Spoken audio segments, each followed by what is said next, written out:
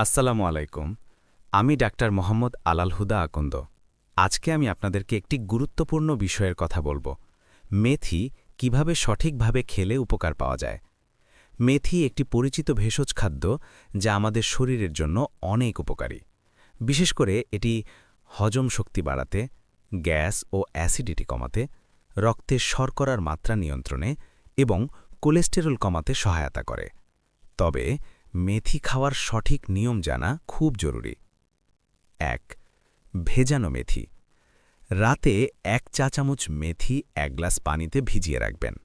সকালে খালি পেটে মেথি চিবিয়ে খাবেন এবং সেই পানি পান করবেন। এটি ডায়াবেটিস ও হজমের জন্য সবচেয়ে কার্যকরী পদ্ধতি। ২. মেথির গুঁড়া। যারা চিবিয়ে খেতে পারেন না তারা আধা চা চামচ মেথির গুঁড়া গরম পানি বা দুধের সাথে মিশিয়ে দিনে একবার খেতে পারেন। ৩. রান্নার সাথে ব্যবহার। মেথি শাক বা মেথি দানা ডাল, সবজি অথবা ভুনা খাবারে সামান্য পরিমাণে দিলে স্বাদ ও উপকার দুটোই বাড়ে। সবশেষে বলবো, প্রাকৃতিক খাবার অবশ্যই উপকারী, কিন্তু নিয়ম মেনে খাওয়াই সবচেয়ে গুরুত্বপূর্ণ। আপনারা সুস্থ থাকবেন, ভালো থাকবেন। ধন্যবাদ। এরকম সুন্দর ভিডিও পেতে চ্যানেলটি সাবস্ক্রাইব করুন।